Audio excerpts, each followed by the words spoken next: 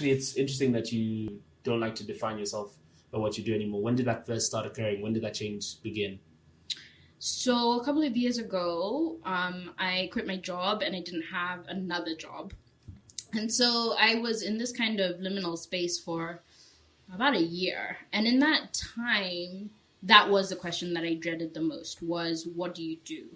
Because it felt as though, because I wasn't, quote unquote, doing anything, that I didn't have value and that there wasn't anything about me worth knowing, because I didn't have a big company to my name, or I didn't have a big job title. And so I think that at that point, the only thing you can do is really look at yourself and wonder, you know, where does my value derive from? It cannot just be from a job, because jobs come and the jobs go.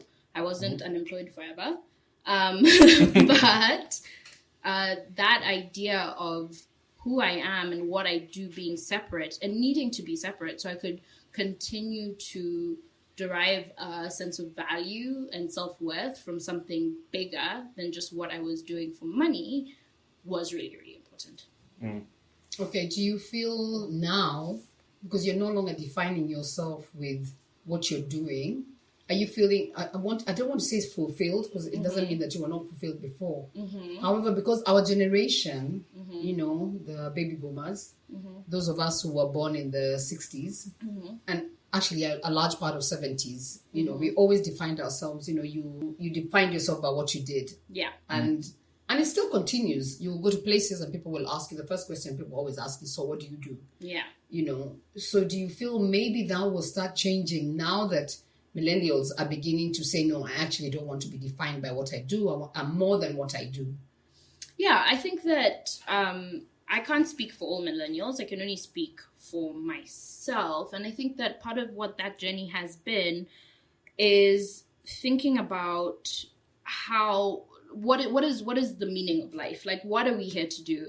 And, you know, you'll see it all over Instagram. You're not here to just work and then die. Like, that cannot be your life purpose, to just come onto the planet, go to work every day, and then, you know, maybe you have a couple of kids, maybe you get married, but all of those are kind of sideshows to, you know, what you do for your economic activity. So I think that as we become more and more, especially for people like millennials who have seen globally two financial crises, one after the other, after we grew up being told, you know, do what's right, go to school, you go to university, you get a good job, and then you're set for life. That's not necessarily how, for many of us, our careers have gone.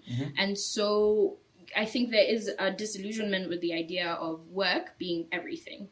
And so if, like me, you've really had a time of thinking about, okay, if I'm not working, if I'm not climbing a corporate ladder, do I still have worth and value?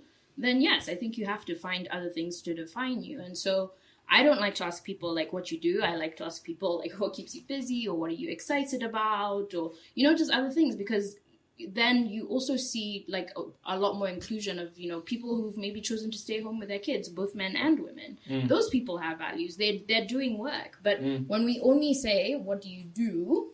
It's like, yeah, the only point at which I'm going to value you as another human being is when I figure out, are you someone who is, you know, better than me, or, you know, more senior than me? Are you someone who can help me? And it's a very transactional type of conversation that you end up having. So to answer your question, I think it's a journey that everyone has to walk. And I think that we should start to value all the ways that people identify themselves. So whether that is, you know, as parents, as partners, as friends, as grandchildren, whatever it is, those things are still as valid as, you know, I don't know, I'm a CEO, I'm a manager, I'm a, you know, all those things. So what do you think would be the right way to ask that question? So like you said, you normally ask, you know, what keeps you busy? So is that, and so for me, it's a mind shift, I'll be honest with you, because, you know, when we are networking, one of the things we're always asking, hey, so what do you do? Where do you do it at? I mean, normally it's where do you work and what do you do? Yeah. Because, you know, that's where we hand out the cards, we give you the cards and we say, what do you do? And that's why we exchange the cards, and then we start having a conversation around what somebody does. So for me, it's going to be a total mind shift. And, you know, I try hard to be able to to change the way I've thought about things, because things are changing so quickly and I have to change with the times. So yes, so I walk up to you and I say, Guhe, my name is Rose, and I founded Preferred Personnel. Yeah. And what would you rather I asked you?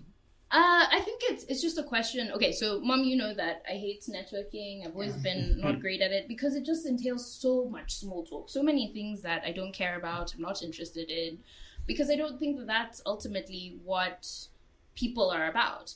And so I would love to see a world where networking isn't this transactional exchange of cards. It's a question of, who are you? You know, and this could be anyone, and we're not then perceiving people as only being valuable because we met them at the Serena, versus I was at the bus stop and struck up a conversation with someone. And I think that mindset shift of value and that only being tied to your job and your job title, that really does have to change, because I think that we're seeing the fruits of being dehumanized based on your kind of socioeconomic status coming to play. So not to say that cards and work and all those things are not important. They just can't be the thing that you open with. They can't be the thing that you lead with. They can't be the only way in which you're valued. Because the thing that I noticed a lot, and something that I'm very sensitive to, is during that time of unemployment, I met a lot of people whose eyes would kind of glaze over, and, you know, they start looking over your shoulder as they look to speak to someone more important. When I then subsequently had a job, and the job was shiny and, you know, very, I don't know how to put it, but like it just looked good on paper. All of a sudden, there was people who were reaching out that I hadn't heard from in years. All of a sudden, then I had value, and it drove me insane, because I was like, okay, so only when I can do something for you do you then see me as a full person. And it's really challenged me about, what do I do with that feeling, and how do I make sure that I never do that to another person? So I think it's just, what do you lead with? Are people still worth getting to know, even if they can't do anything for you? Because today I'm here, tomorrow I'm there. You never know.